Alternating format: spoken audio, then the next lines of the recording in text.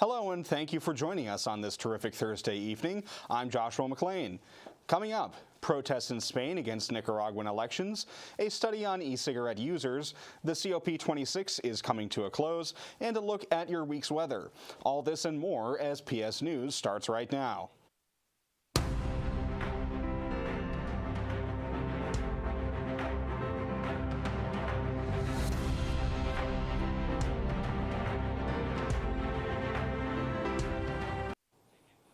Here's what's happening around the world.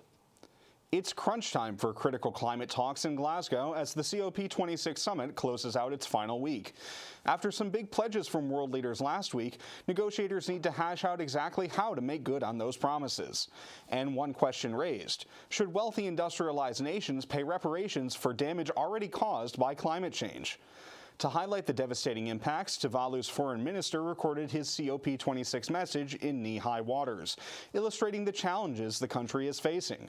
Island nations like Tuvalu are particularly vulnerable to the impacts of climate change. Tuvalu has also established a small island commission on climate change and international law, alongside the Caribbean island of Antigua and Barbuda. China's military is using mock American warships as targets. That's according to the United States Naval Institute. The USNI reviewed these satellite images, from Maxar Technologies. The USNI says they show mock targets shaped like American aircraft carriers and ships in a Chinese desert in southwest Xinjiang. One of the three mock-ups appeared to be a Ford-class aircraft carrier, which is currently being constructed for the U.S. Navy. The USNI says China has repeatedly used the area for its ballistic missile testing. Dozens of Nicaraguans who live in Spain took to the streets of Madrid Sunday to protest against the presidential election taking place in their home country. Their intention was to express their disapproval of President Daniel Ortega and the election, claiming it is illegitimate.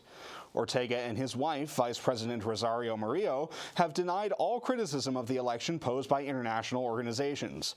The Nicaraguan government insists the election is legitimate and abides by the country's laws. And now let's take a quick look at this week's weather. Thank you, Josh. I am PS News meteorologist Marcel Gibbs. Now let's take a look at North County weather. Now we're seeing a lot of 40s on the board. Say goodbye to the 50s that we had earlier in the week. We have 47, say Albany City, 49 Wilson, 43 for Plattsburgh, 44 for All Sable Forks, 39 for Dannemora as well as Vermontville, and 40, and last but not least, 42 for Owl's Head. Now let's take a look at your 5-day forecast. Now we're seeing that we have left the sunny days that we used to get constantly. We are seeing 49 for Thursday, cloudy, no sun in sight. We're seeing rain for Friday with a temperature of 51. We're seeing a wintry mesh for the weekend along with Monday. We're seeing 50, rainy and snowy on Saturday. A little mix of everything on Sunday with a temperature of 45, 43 for Monday as well as rain and snow. Now that's all for the weather. Pass it back to Josh. Thank you, Marcel. We'll take a short break, and when we come back, we will take a look at the news around the nation. Finney Sports has been serving its communities, local high schools, youth commissions, clubs, and other businesses since 1984. We specialize in trophies, screen printing, sporting goods, embroidery, office apparel, uniforms, hats, t-shirts, and more. Regardless of the size of your project, you will have the full participation and dedication of our design team. No job is too big or too small, keeping you involved every step of the way so that your vision is our design. Stop into Finney Sports or call us to see what we can do for you. Welcome back. Here is tonight's national news. Some $6 million lost in a ransomware attack over the summer has been taken back by officials. Monday, the Justice Department announced law enforcement seized the ransom payments from a Ukrainian national who was arrested in Poland last month. According to the indictment, the 22-year-old is accused of using ransomware on a Florida-based software firm over the 4th of July weekend. That attack infected up to 1,500 businesses around the world. The suspect is facing several charges, including conspiracy to commit fraud and conspiracy to commit money laundering. He is being held in Poland pending extradition to the U.S. A Russian national is also facing charges in the case.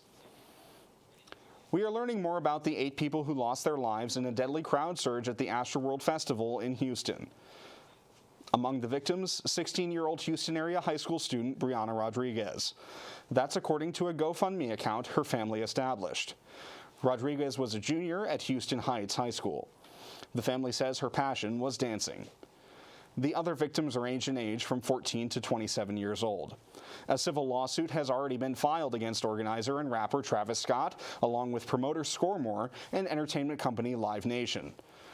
Authorities are still trying to determine who, if anyone, might be charged. Scott posted on Instagram that he's sending out prayers to the lives lost, adding that he's been working with Houston authorities. The Biden administration is sending out deportation notices to 78,000 migrants. These individuals were recently released into the U.S. after crossing the border with Mexico. According to two sources, they received notices to report when they arrived instead of notices to appear. A notice to report puts the onus on migrants to initiate their own legal process instead of giving them a specific court date. Now, officials are sending packets with that information. Immigration advocates worry the packets might not reach migrants who don't have an official address. That would cause them to miss their court dates and possibly be removed from the country without due process. A new study shows e-cigarette users are more likely to have early strokes than traditional cigarette smokers. Researchers at the Icahn School of Medicine at New York's Mount Sinai Hospital looked at almost 80,000 records over 3 years. They found stroke victims who vaped had their strokes at a median age of 48 years old. That's 11 years younger than the 59-year-old median for cigarette smokers, and 2 years earlier for stroke victims who both smoked and vaped. Tobacco in any form still comes with massive health risks like cancer for users, and cigarette smokers are still many times more likely to experience strokes overall. It's unclear what led to the strokes, but they speculate it could be the nicotine found in both products.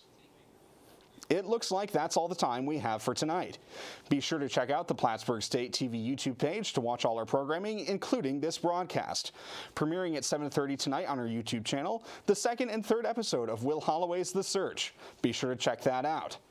Now, whether you're watching from home or on the go, you can find PS News on social media at PS Newsroom and all our shows at Plattsburgh State TV. Thank you for watching, and have a good night, Plattsburgh.